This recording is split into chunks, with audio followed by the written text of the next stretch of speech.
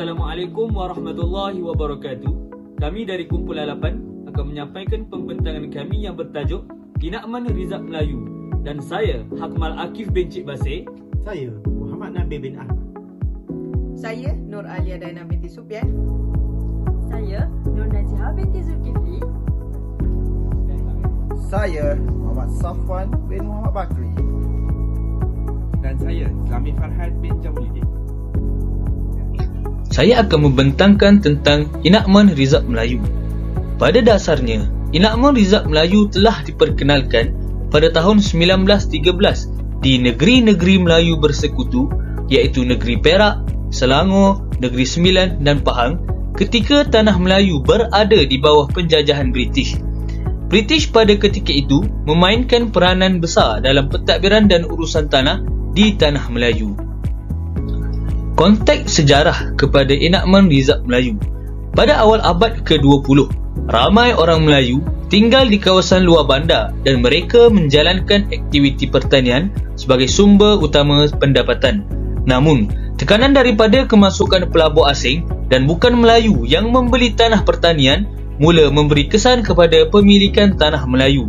Kemiskinan orang Melayu dan kekurangan akses kepada modal telah menyebabkan orang Melayu terpaksa menjual tanah kepada kaum lain, terutama kaum Cina dan kaum India yang aktif dalam sektor perdagangan dan perladangan. Hal ini telah menimbulkan kebimbangan dalam kalangan pemimpin Melayu dan British kerana orang Melayu mula kehilangan akan tanah mereka yang merupakan sumber kehidupan utama. Hal ini turut membawa kepada ketidakstabilan ekonomi dan sosial di kalangan masyarakat Melayu. Untuk menangani masalah ini, Inakman Rizab Melayu telah diperkenalkan oleh British pada tahun 1913. Kepentingan memperkenalkan Inakman Rizab Melayu. Tujuan utama Inakman ini ialah untuk melindungi hak milik tanah orang Melayu dan menghalang penjualan tanah kepada bukan Melayu dan pelabur asing. Dengan itu, tanah yang diwartakan sebagai tanah Rizab Melayu hanya boleh dipindah milik kepada orang Melayu sahaja. Inakman ini telah membenarkan kerajaan negeri mewartakan kawasan tertentu sebagai tanah Rizab Melayu di mana tanah tersebut tidak boleh dijual atau dipindah milik kepada bukan Melayu. Pemilikan hanya terhad kepada orang Melayu sahaja bagi memastikan mereka tidak kehilangan tanah kepada golongan yang lebih mampu membeli. Kesan Inakman Rizab Melayu kepada masyarakat Melayu. Yang pertama adalah langkah perlindungan yang amat penting dalam mengekalkan keseimbangan pemilikan tanah di tanah Melayu. Yang kedua adalah ia akan memastikan bahawa tanah yang menjadi sumber kehidupan dan identiti masyarakat Melayu tidak terlepas ke tangan asing dan ia juga selaku berfungsi sebagai pelindung harta orang Melayu untuk generasi seterusnya. Assalamualaikum warahmatullahi wabarakatuh. Nama saya Muhammad Safwan bin Bakri. Jadi saya akan menerangkan apakah Inakman Rizab Melayu. Rizab Melayu merujuk kepada tanah yang telah diwartakan khas untuk pemilikan dan kegunaan orang Melayu di Malaysia. Konsep ini diwujudkan melalui Enakman Rizab Melayu yang telah diperkenalkan pada zaman penjajahan British. Tujuan utama Rizab Melayu adalah untuk melindungi tanah milik orang Melayu agar tidak boleh dijual atau dipindah milik kepada orang bukan Melayu dengan matlamat untuk memastikan orang Melayu mempunyai tanah yang mencukupi dan tempat tinggal dan pertanian serta mengekalkan warisan mereka. Jadi seterusnya saya akan menerangkan ciri-ciri utama Inakman dalam Rizab Melayu. Antara ciri-ciri utama adalah yang pertama adalah pemilikan. Bagi pemilikan, tanah Rizab Melayu hanya boleh dimiliki, dipindah milik atau diwarisi oleh orang Melayu sahaja. Orang bukan Melayu tidak dibenarkan untuk membeli atau memiliki tanah ini. Ciri yang kedua adalah kawasan yang rizab. Setiap negeri di Malaysia boleh mewartakan kawasan tertentu sebagai Rizab Melayu. Negeri-negeri diberi kuasa untuk menentukan keluasan dan lokasi Rizab Melayu dan perubahan status kawasan tersebut juga hanya boleh dilakukan oleh pihak berkuasa negeri sahaja. Ciri yang ketiga adalah perlindungan hak tanah Melayu. Dalam perlindungan hak tanah Melayu, Rizab Melayu bertujuan melindungi hak tanah orang Melayu daripada pemindahan atau pengambilalihan oleh orang luar, terutama pada masa lalu ketika orang Melayu mulai merasa bimbang mungkin akan kehilangan tanah akibat proses jual beli kepada pihak orang asing. Dan yang terakhir, bagi ciri utama adalah pembangunan. Sebarang pembangunan atau penggunaan tanah Rizal Melayu perlu mematuhi peraturan yang telah ditetapkan, dan tanah ini biasanya digunakan untuk tujuan perumahan, pertanian dan komuniti orang Melayu sahaja.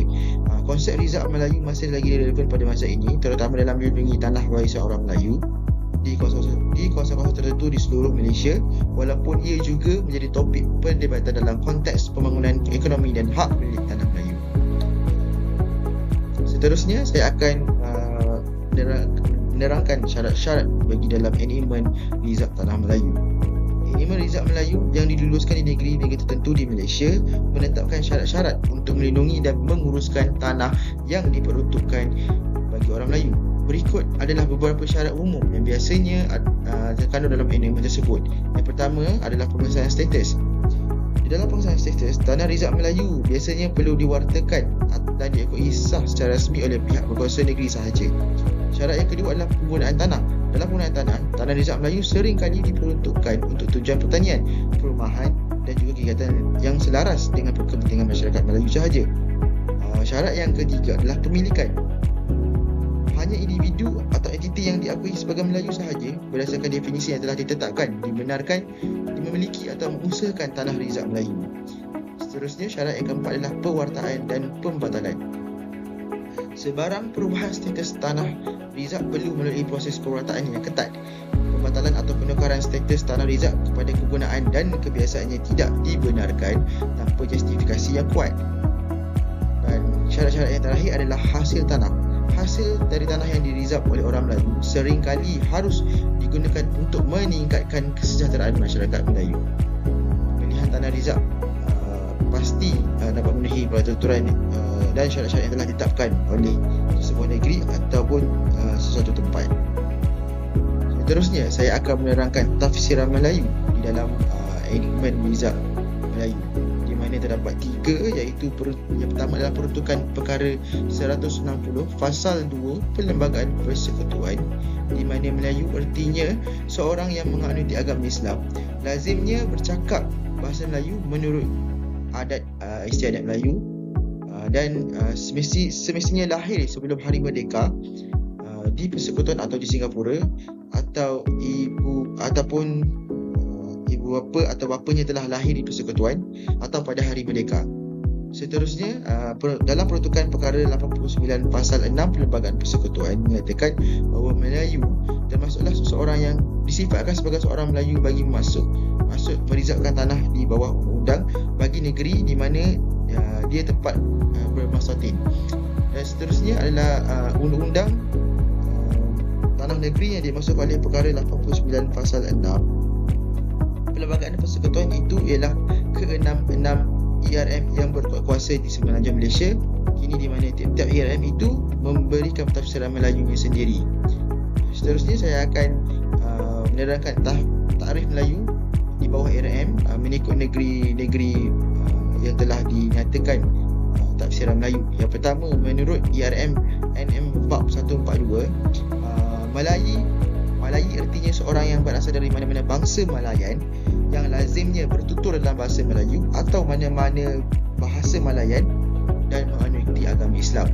Yang kedua adalah di mana negeri Kelantan. ERM negeri Kelantan membawa tafsiran Melayu, di mana Melayu artinya seorang yang berasal dari mana-mana bangsa Malayan yang bercakap mana-mana Malayan dan menganut agama Muhammad, dan hendaklah termasuk yang pertama Majlis Agama Islam, yang kedua adalah pegawai pemegang harta apabila bertindak sebagai pentadbir atau pemegang amanah bagi harta pusaka simpanti orang Melayu. Seterusnya, di bawah ERM Kedah, di mana Melayu artinya seorang yang menganut agama Islam dan lazim bercakap bahasa Melayu, yang sekurang-kurangnya seorang daripada ibu bapanya adalah bangsa Malayan atau keturunan Arab. Itu adalah dalam Kedah. Bagaimana seterusnya, ERM dalam Perlis menyatakan bahawa Melayu artinya seorang yang berasal dari mana-mana bangsa Malayan atau orang keturunan Arab yang lazim bercakap bahasa Melayu atau mana-mana Malayan dan menganut agama Islam. Seterusnya, saya akan pergi kepada ERM Johor, di mana Johor memberi tafsiran Melayu, memberi erti Melayu, artinya seorang yang berasal daripada bangsa Melayu ataupun mana-mana bangsa Malaysia yang lazim bercakap bahasa Melayan dan menganut agama Islam. Dan ungkapan itu hendaklah disifatkan sebagai termasuk pihak berkuasa, lembaga pertubuhan, persatuan dan syarikat yang ditetapkan dalam jadual kedua kepada enakmen ini. Seterusnya, yang terakhir adalah ERM di bawah Terengganu. ERM Terengganu memberi tafsiran Melayu, di mana Melayu artinya seorang yang berasal dari mana-mana bangsa Malayan yang lazim bercakap Melayu atau mana-mana bahasa Malayan dan menganut agama Islam. Sebagai rumusan untuk tafsiran Melayu, bagi kesemua masuk di dalam ERM hendaklah pada masa yang sama mempunyai 3 faktor serentak, iaitu di mana hendaklah berketurunan Melayu atau Malayan kecuali Kedah dan Perlis yang mengiktiraf keturunan Arab. Seterusnya, hendaklah lazim bercakap bahasa Melayu atau Malayan, dan akhir sekali hendaklah beragama Islam. Walaupun kedua-dua ARM Kedah dan Perlis mengiktiraf mereka yang berketurunan Arab, namun terdapat juga perbezaan antara Melayu Kedah dan Melayu Perlis. Sekian saja pada saya. Jadi saya akan di sini saja saya punya penerangan. Sekian, terima kasih. Seterusnya menerangkan mengenai sekatan-sekatan Tanah Rizal Melayu. Tanah Rizal Melayu adalah salah satu jenis milikan tanah yang tertentu di Malaysia yang mengenakan sekatan-sekatan tertentu untuk memastikan pemeliharaan dan pelestarian pemilikan Melayu ke atas tanah tersebut. Berikut adalah sekatan-sekatan yang dikenakan terhadap Tanah Rizal Melayu. Yang pertama adalah sekatan terhadap pemberi milikan kepada bukan Melayu. Sekatan ini adalah sekatan asas yang mencegah pemberikan milikan Tanah Rizal Melayu kepada individu atau entiti yang bukan berketurunan Melayu. Ia adalah untuk memastikan bahawa tanah tersebut kekal di bawah pemilikan Melayu, minat cagaran dan pajakan kepada bukan Melayu. Sekatan ini melarang pemilik Tanah Rizal Melayu untuk memindahkan, meletakkan cagaran atau menghadkan hak kepada individu atau entiti bukan Melayu. Inilah melakkan pemindahan hak kepada orang bukan Melayu. Ia adalah sekatan terhadap urus niaga melalui wakil kepada bukan Melayu. Sekatan ini melarang pemilik Tanah Rizal Melayu daripada melaksanakan urus niaga tanah melalui wakil atau perantara yang bukan Melayu. Tujuannya adalah untuk memastikan bahawa tanah tersebut dikuasai dan diterajui oleh Melayu secara langsung. Yang keempat adalah sekatan terhadap kiavit lien sebagai jaminan pinjaman. Sekatan ini menghalang pemilik Tanah Rizal Melayu daripada mencagarkan tanah tersebut sebagai jaminan untuk mendapatkan pinjaman dengan meletakkan lien. Ini adalah untuk mengelakkan pemilik tanah daripada melepaskan hak dia bukan Melayu sebagai hasil daripada pinjaman tersebut. Yang kelima adalah sekatan terhadap kiavit-kiavit lain oleh pengkiavit bukan Melayu. Sekatan ini menghalang orang bukan Melayu daripada meletakkan kiavit yang lain ke atas Tanah Rizal Melayu. Ini adalah melakkan pihak lain daripada mengganggu hak pemilik Melayu ke atas tanah tersebut. Yang keenam adalah sekatan berhubung pengisytiharan bankrupt bagi mana-mana Tanah Rizal Melayu untuk dipegang oleh official assignee. Sekatan ini menyekat proses pengisytiharan untuk pemilik Tanah Rizal Melayu. Tanah tersebut tidak boleh dipegang oleh official assignee dalam kes pengisytiharan bankrupt. Yang ketujuh adalah sekatan terhadap attachment in execution. Sekatan ini menghalang pelaksanaan atau sitaan ke atas Tanah Rizal Melayu untuk memastikan tanah tersebut tidak akan jatuh ke tangan bukan Melayu melalui proses undang-undang. Yang ke-8 adalah sekatan sebagai pemegang amanah oleh orang bukan Melayu. Sekatan ini melarang orang bukan Melayu daripada menjadi pemegang amanah untuk Tanah Rizal Melayu. Pemegang amanah perlu memastikan pemilikan Melayu kekal. Yang ke-9 adalah sekatan terhadap pemberian probat dan surat wakil kuasa kepada bukan Melayu. Sekatan ini melarang pemberian probat atau surat kuasa yang melibatkan Tanah Rizal Melayu kepada individu atau entiti yang bukan Melayu. Dan yang terakhir adalah sekiranya berlaku lelongan, orang bukan Melayu dihalang daripada memasuki lelongan Tanah Rizal Melayu. Sekatan ini menghalang orang bukan Melayu daripada memenangi lelongan bagi Tanah Rizal Melayu dalam kes lelongan. Jadi secara keseluruhannya, sekatan ini adalah penting untuk memelihara dan memastikan pemilikan Melayu ke atas Tanah Rizal Melayu di Malaysia. Semua ini adalah untuk memastikan undang-undang dan dasar-dasar kerajaan dalam memastikan kestabilan dan keadilan dalam pemilikan tanah di Malaysia. Seterusnya, saya ingin berkongsi tentang enakmen Rizal Melayu di pelbagai negeri dalam Malaysia. Pertama sekali, pengurusan tanah termasuklah tanah Rizab Melayu adalah di bawah kuasa kerajaan negeri seperti yang dinyatakan dalam Perlembagaan Persekutuan, khususnya dalam jadual ke-9 Senarai Negeri, di mana negeri diberi kuasa untuk menggubal undang-undang tanah mereka sendiri. Perkara 89 juga ada mengatakan tentang hak orang Melayu terhadap tanah Rizab Melayu. Selain itu, Seksyen 40 Kanun Tanah Negara turut menyatakan semua tanah negeri adalah milik pihak berkuasa negeri dan ini mengukuhkan lagi kuasa negeri dalam pengurusan tanah. Oleh sebab itu, setiap negeri sebenarnya mempunyai enactment Rizab Melayu mereka yang tersendiri. Tetapi tujuan utama adalah sama, iaitu untuk menjaga dan melindungi tanah Rizab Melayu. Seterusnya, mari kita lihat pelaksanaan enactment Rizab Melayu di beberapa buah negeri. Yang pertama, di negeri-negeri Melayu bersekutu seperti Perak, Selangor, Negeri Sembilan dan Pahang, mereka sebenarnya merujuk kepada enactment yang sama, iaitu enactment Rizab Melayu Federated Malay States Chapter 142. Enactment ini dia menegaskan bahawa tanah Rizab Melayu ini hanya boleh dimiliki oleh orang Melayu.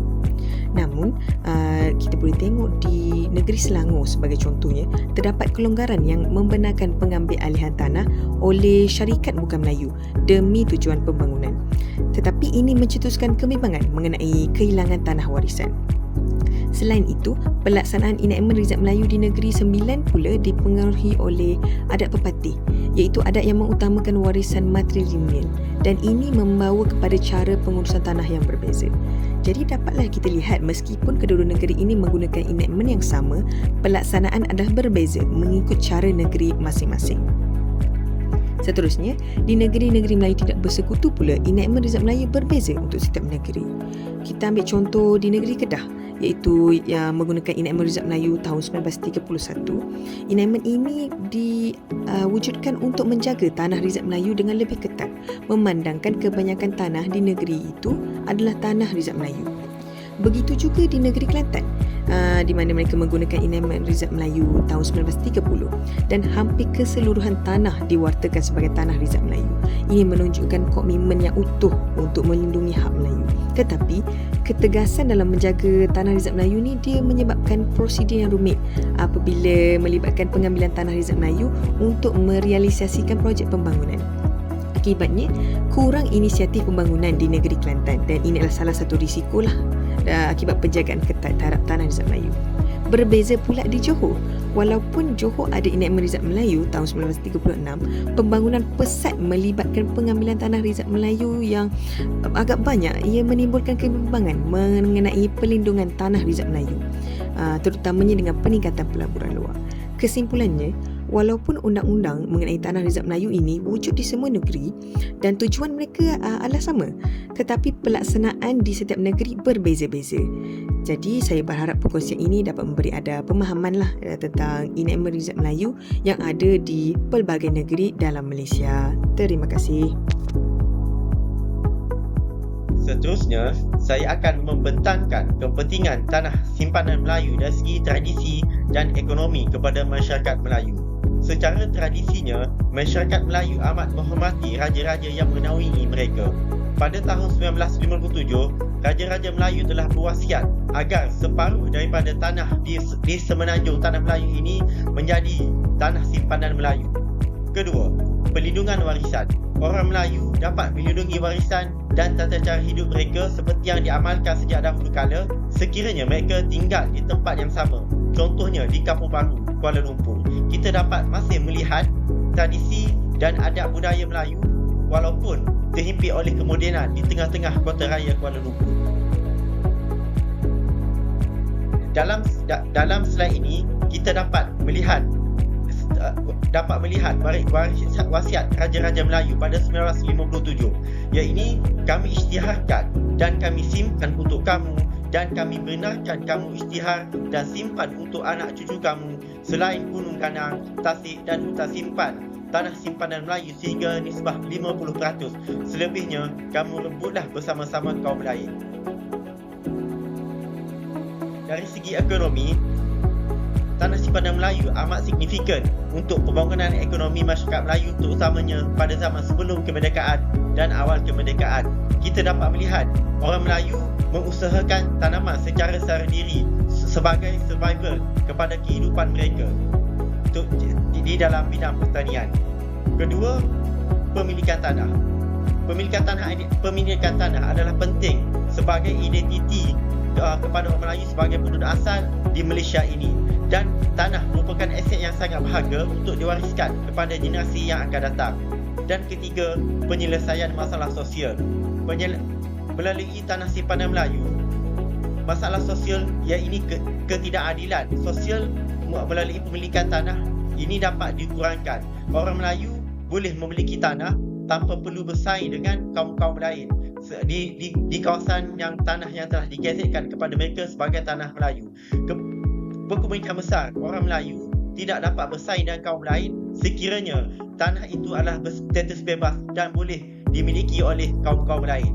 Jadi hal ini membolehkan masyarakat berasa selamat dan adil tinggal di bumi ini di Malaysia kerana mereka dapat akses kepada pemilikan tanah yang adil, walaupun mungkin dari segi kemampuan ekonominya mereka tidak mampu untuk memiliki tanah tersebut, tetapi dengan pemilikan tanah simpanan Melayu ini, kewujudan tanah simpanan Melayu ini membolehkan mereka memiliki tanah walaupun disebabkan kekurangan peluang ekonomi yang mereka ada.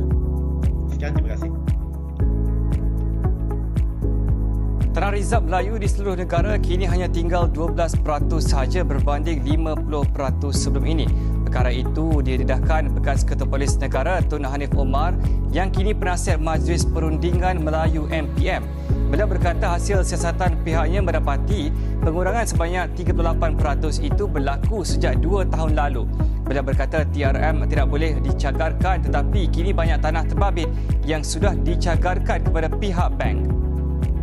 Walaupun enakmen Rizab Melayu ada untuk melindungi tanah, undang-undang ini bukanlah tanpa kekangan dan terdapat cabaran dalam melaksanakannya.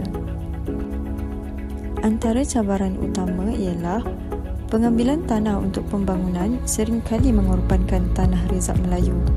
Kedua, sekatan pemilikan tanah boleh menghalang pembangunan ekonomi dan pelaburan luar yang memberi kesan kepada pertumbuhan negara. Ketiga, terdapat pandangan bahawa enakmen ini menciptakan ketidaksamarataan antara kaum yang boleh mencetuskan ketegangan sosial. Keempat, penguatkuasaan yang lemah atau tidak konsisten menyebabkan penyalahgunaan dan ketidakpuasan dalam kalangan pemilik tanah.